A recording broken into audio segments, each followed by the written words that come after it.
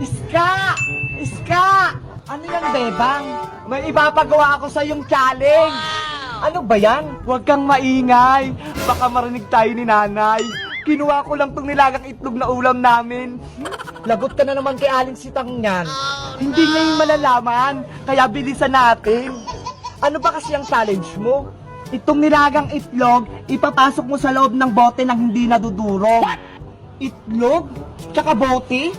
Hindi naman papasok yung itlog sa bote. Ang laki-laki ng itlog eh. Kasya yan. May challenge bang madali? Tsaka napanood ko na yun sa YouTube.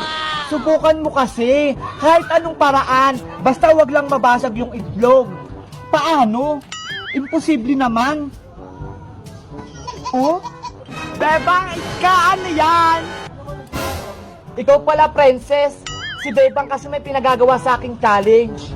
Anong challenge? Ganito yung princess, oh. Ipasok mo yung nilagang itlog sa loob ng bote. Diba? Napaka-imposible. Nilagang itlog? Wow! Oo, nalaga na to kaya hindi to mababasag. Patingin ako ng itlog. Oh, ito. Ay, nilaga nga. Tama-tama, gutom na ako. Hoy! Wag! Hala, princess, bakit mo sinubo? Sabi ko sa bote, hindi sa bunganga mo. Hay nako, gutom ka na naman, princess. Ang sarap. Sayang naman yung itlog kung ipapasok nyo sa bote. O, Bebang, sirit na. Hindi naman namin alam kung paano ipasok sa bote. Mamaya, ubusin pa yan ni princess eh. Sige na nga, ako na nga gagawa. Ginagawa? Ayan, dapat maglagay muna kayo ng maraming usok sa bote. Tapos ilagay itong itlog.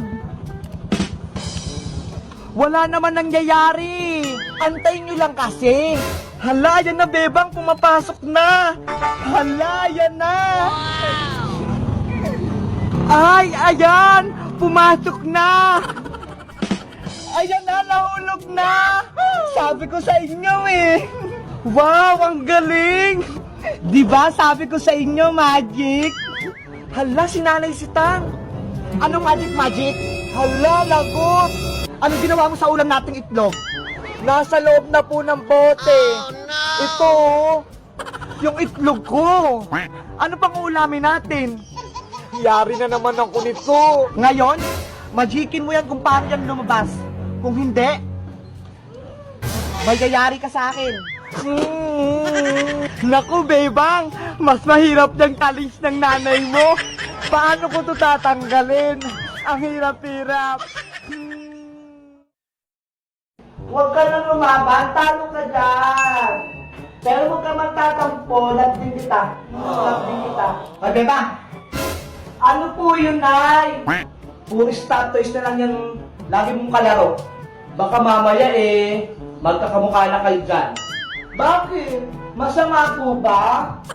Subukan mo kayang lumabas ng bahay. Bakit paglaro ka sa mga bata? Para pagpabisan ka naman? Wow! Ay! Sige po, Nay! Huwag ka lang lumayo-layo, ah! Diyan ka lang sa malapit. Totots, TJ, Spidey, diyan muna kayo, ha! Maglalaro muna kami Big Bird sa labas. Maghanap kayo na ng kalaro. Ha? Babalikan ko kayo. Yes!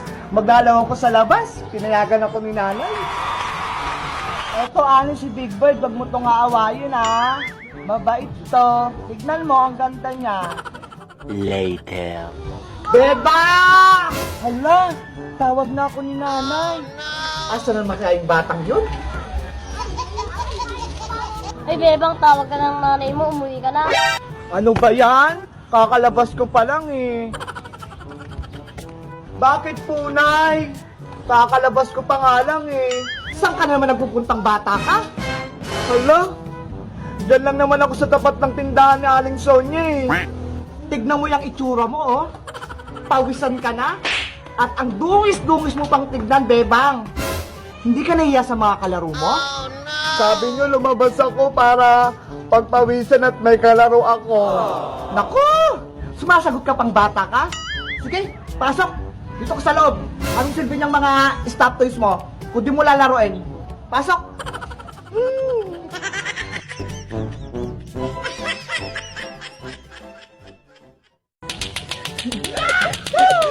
Bebang, tignan mo si Magic Lola, oh.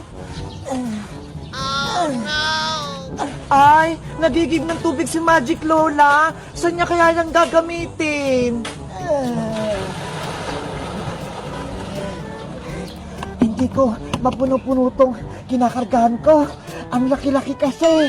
Magic Lola, para saan ko yung ngigib yung tubig? Bebang, naubusan kasi ako ng tubig sa bahay. Maglalaba ako, kaya ako nag-iigib. Ganun po, kawawa naman kayo, Lola. Pagod na nga ako magbuhat. Masakit na tong likod ko. Gusto nyo po, tulungan po namin kayo ni Princess Magic Lola? Talaga, Bebang? Tutulungan niyo ako ni Princess? Hala, Bebang, ayoko, no? Ang hirap kaya magbuhat. Sige na, Princess, tulungan na natin si Lola. Tsaka wala naman tayong ginagawa, eh. Ayaw ko, hindi nga ako nagigib sa bahay, eh. Huwag niyo na akong tulungan, Bebang. Mukhang ayaw naman ni Princess. Kaya ko na to. Princess, pumayag ka na. Please. Minsan nga, nililigtas tayo ni Magic Lola eh. Sige na nga, tutulungan na nga natin si Lola. Yay! Magic Lola, kami na lang po magigib niya ni Princess. Magpahinga na po kayo doon. Maraming salamat sa inyo, Bebang Princess. Malaking ginhawa yung titulong niyo sa akin. Tara na, Princess. Maghanap tayo ng mga balde natin para makapag-umpisa na tayong mag-igib. Let's go! A few moments later. Ayan, puno na tong balde ko, Princess. Ikaw naman.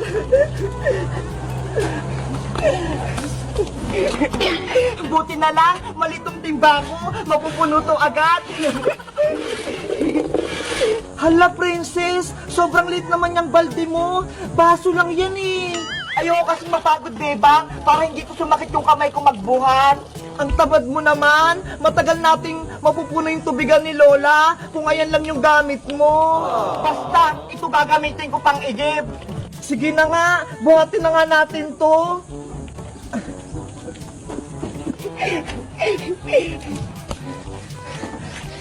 Ang bigat naman ang binubuhat ko. Ako din, ang bigat-bigat itong binubuhat ko. Nandito na tayo sa drum, Princess. Ilagay na natin yung mga tubig. Wow! Napagod ako, Bebang. Ang lit nga ng balde mo eh. Ang ganggan lang yan. Paano ka naman napagod? Mabigat kaya to. Magigib na nga lang tayo para mabilis. Sige! Ang sipag-sipag talaga ni Bebang. Si Princess naman, ang tamad-tamad. Ang lit-lit na kinakargang tubig. Yahoo!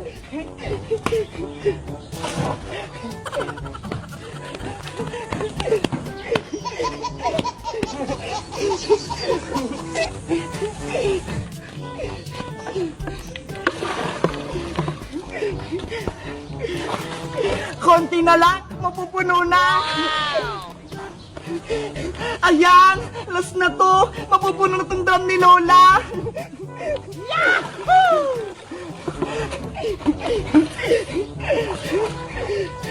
Sa wakas, tapos na tayo magiging Bebang. Nasaan na kaya si Magic Lola? Mga ineng, nandito ako. Lola, tapos na po kaming mag-igib. Maraming salamat sa inyo. Tinulungan niyo akong punin ng drum ko. Wala pong anuman, Lola. Lola, pagod na pagod po kaming magbuhat ng tubig. Wala po ba kayong pamerienda dyan? Kahit soft drinks lang? Ay, ganun ba, Princess? Siyempre naman, may soft drinks ako para sa inyo. Totoo po. Magic Balde, magbigay ka nga sa akin ng soft drinks. Hiring! Oh, Bebang, sa'yo itong malaking soft drinks dahil mabigat at malaki ang binubuhat mong balde. Ang lamig! Thank you po, Lala! Siguro, malaking soft drinks yun sa akin. Parang yung kay Bebang. Siyempre, Princess, hindi mawawala yung sayo. Chiring! Oh, ito. mismo. Ni, ano yan, Lola? Dahil maliit yung binuhat mong baso, kaya maliit din soft drinks ibibigay ko sa'yo. O eto, tanggapin mo na. Lola, ayoko po nito. Ang liit-liit. Gusto ko po ng malaking soft drinks. Yun lang yung kaya ko ibigay sa'yo, princess. Ayan lang yung binigay ng Magic Balde. Ang liit-liit nito. Hindi ako mabubusog. Hayaan mo na, princess. Maghati na lang tayo dito sa malaking soft drinks ko. Yay! Maghati kami ni Bebang. Si princess talaga, matakaw. Hello guys! Kinulungan namin ni Princess si Magic Lola mag-igib kasi kawawa siya eh. Kayo guys, tinutulungan nyo rin ba yung mga matatanda kapag nahihirapan sila sa trabaho nila? Mag-comment lang kayo! Bye-bye!